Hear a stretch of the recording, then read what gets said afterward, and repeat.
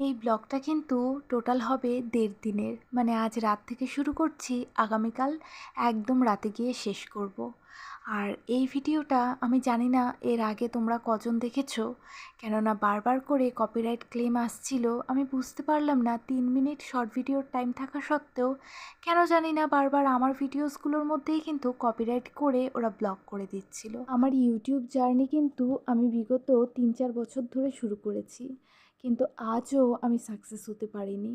আমার গত দুটো চ্যানেল কিন্তু নষ্ট হয়ে গেছে। এই চ্যানেলটা একদমই নতুন, তবে এই চ্যানেলেও মাঝখানে মোটামুটি 4-5 মাস হয়ে যায় আমি কিন্তু আর ভিডিওই দিচ্ছিলাম না। মানে বারবার করে কেন জানি না কপিরাইট ক্লেম চলে আসছে, আর যতবার আমি এই কপিরাইট চিহ্নটাকে দেখতে পাচ্ছিলাম নিজের চোখের সামনে, ততবারই আমি যেন ভেঙে পড়ছিলাম। তার জন্যই টোটালি ছেড়ে দিয়েছিলাম। সুপ্রভাত, কেমন আছো তোমরা সবাই? আজ হচ্ছে পরের দিনের সকাল। তো ওই যে বললাম যে প্রথমেই 1.5 দিনের ব্লগ পাবে, তো এটা হচ্ছে নেক্সট ডে দেখো কি অঝরে বৃষ্টি। আর গতকাল রাতে তো দেখতেই পেলে কত কত জামা কাপড় সমস্তটা ভিজিয়ে দেওয়া হয়েছে, কারণ একটাই, আজ হচ্ছে 10 দিন ঘাট কাজ। আর এই ঘাট কাজ শব্দটা বলতে গিয়ে বুকটা মনে হয় ফেটে গেল। এই তো আজ 10 দিনের ঘাট কাজ, তারপর হবে 13 দিনের শ্রাদ্ধানুষ্ঠান, আর তারপরেই মৎস্যমুখী। ব্যাস, এই মানুষটার জন্যে আমাদের করণীয় কর্ম ওই পর্যন্তই শেষ। একটা মানুষ কিভাবে আমাদের ছেড়ে চলে যায়, আর তারপর চোখের নিমিষে দিনগুলো মনে হয় কর্পূরের মতন উড়ে যাচ্ছে। আজকে বৃষ্টি পড়ছে বলে ভাবলাম যে টবগুলো ধরে একটু বৃষ্টির জলটাই দিয়ে নিই। আসলে টবের মধ্যে রয়েছে তুলসী গাছ, আর যেহেতু অসুস্থ চলছে তার জন্য তুলসী গাছেও তো জল দিতে পারছি না। তো এই বৃষ্টির সুযোগে যেমন তুলসী গাছেও একটু জল দেওয়া হয়ে গেল। আর এবারে চলে এসেছি ঘর ছাড়তে। তো একটা করে কাজ করছি ঠিকই, আর ভিতর থেকে মনে হচ্ছে কি যেন একটা হারিয়ে গেছে আমার ঠাকুরদারা যেহেতু 4 ভাই ছিলেন, তার জন্য কিন্তু আমি কখনো আমার ঠাকুমাদেরকে ঠাকুমা বলে ডাকিনি। তো তাদেরকে আমি বড়দি মেসি ছুটদি বলেই ডাকতাম।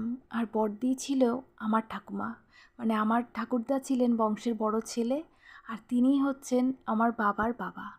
আর এইদিকে দেখো পাখিদেরকে খাবার দিয়ে দিয়েছে মা। ভাবলাম যেহেতু রোজ সকালে ওঠা হয় না, আজ কাজের তাগিদেই উঠেছি, তো ভাবলাম তোমাদের সঙ্গে একটু শেয়ার করি।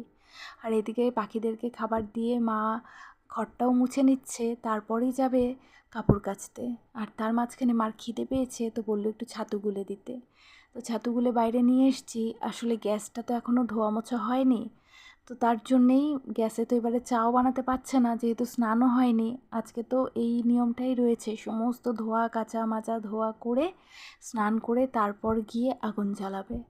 তো এদিকে এবারে স্নানের জন্য শ্যাম্পু সাবান সমস্তটা নিয়ে নিয়েছি, আর ব্লেডটাও নিয়ে নিলাম। আজ তো আবার নখও কাটতে হবে। আর আমি আমার বড়দি মারা যাওয়ার মোটামুটি 2-3 দিন আগে যেহেতু শ্যাম্পু করেছিলাম, তারপরেই তো আমার বড়দি মারা যায়। তো তখন তো আর সাবান শ্যাম্পু কোনোটার সঙ্গেই আর সম্পর্ক করতে পারিনি। তো আমার মাথায় এত বেশি চুলকোচ্ছিল, মানে কি আর বলি। তো যাই হোক, আজকে ফাইনালি আমি মোটামুটি 12-13 দিন পর কিন্তু মাথায় শ্যাম্পুটা করব।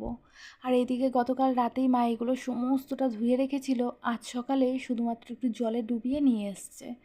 তো এই তো একদম মশলাদানি থেকে শুরু করে সমস্ত কিছু কিন্তু ধোয়া মাজা হয়ে গেছে।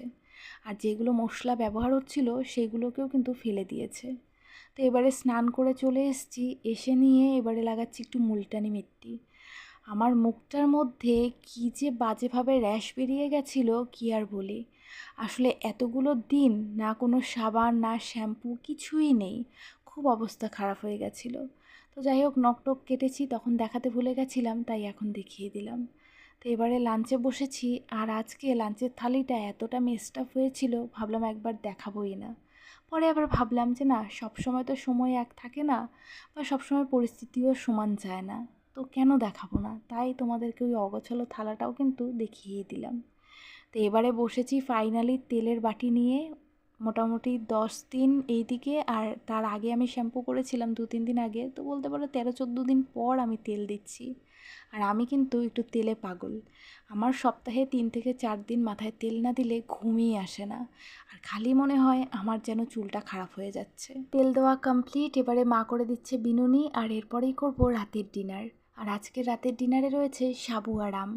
তো আজকের এই ভিডিও এখানেই শেষ করছি। তোমরা সবাই খুব ভালো থেকো, সুস্থ থেকো, আর আমার ভিডিওগুলো যদি ভালো লাগে তাহলে চ্যানেলটাকে প্লিজ সাবস্ক্রাইব করে দিও। তবে